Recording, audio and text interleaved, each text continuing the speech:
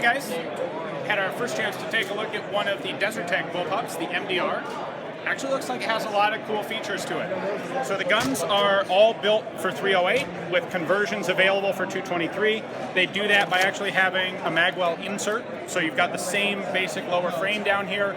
You can shrink it down to use a 223. Barrels are interchangeable to do that sort of swap over, which is fine, but that I think you kind of buy this and pick a caliber and go with it would be my opinion. It is ambidextrous and has actually a pretty interesting, slick little ejection system. So the way this works, you have a little ejection port cover right here. This one's been glued shut for the show, but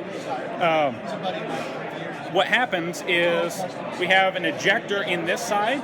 It kicks the case into this panel cover, and then when the bolt goes forward, it pushes the case forward out this.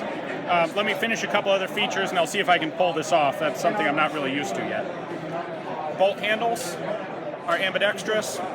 Safety is ambidextrous. There are actually two magazine releases on this gun. One is up here. Operate it with a trigger finger.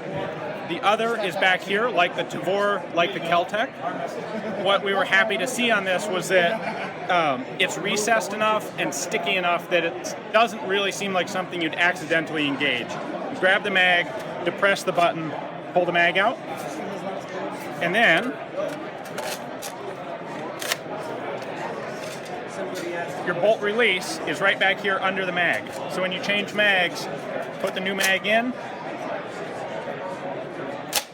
hit it with your thumb or finger, close the bolt. This is interchangeable, so because it ejects forward, you can shoot it pretty much either hand, but you can also swap these two plates and make it eject forward out either side of the gun. I think it's interesting to note that even if it's set up for right-hand eject, that if you are a left-handed shooter, it's not going to matter because they're going to eject at 2 o'clock. Right. So you can actually use the gun either way. Yeah, it's going to eject forward of your ejecting face. right here.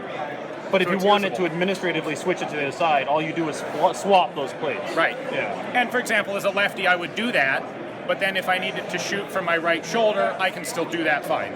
So, long rail on it for optics, obviously. The trigger is quite good for a bullpup. Carl, you and I have a little bit of disagreement here. I think the RDB trigger is better.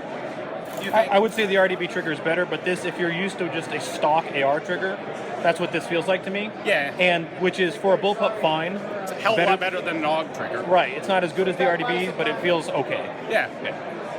So, multi-lug rotating bolt internally, and I believe a short stroke gas piston. Now, let me see if I can.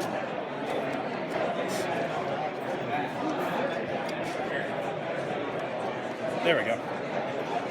All right, so this is the ejection trough. When we lock the bolt open,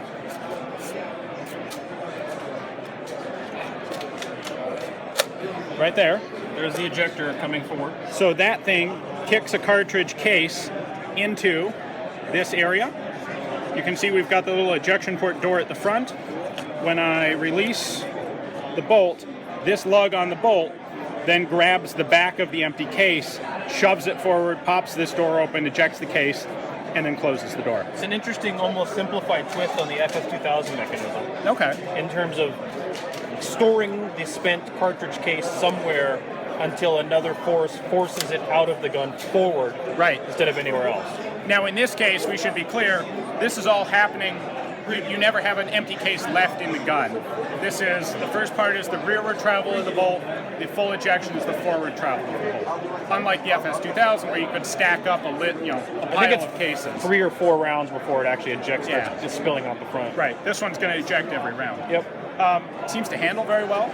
A little bit heavier than an RDB, but it's also built to be in 308. Seems like a gun with a lot of potential. Once again, the question comes down to, do you want a bullpup? Can you elaborate a reason why you really want a bullpup over a standard configuration rifle? If you can come up with a good reason, this is definitely a rifle to look at. They're telling us an MSRP of $2,000 for 223, and was it 2,500? 23. 2,300 for the 308. With a release date of May. So, right, and planning theoretically to ship in May. So we'll find out in a few months, I guess. Anything you want to add, Carl?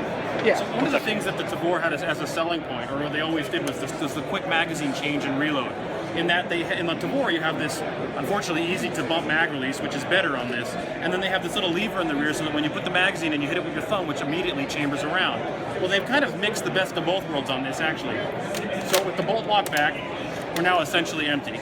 You could do one of two things. You could use your firing hand finger to just pull the mag, and it should just kind of eject on its own, which is AR-like.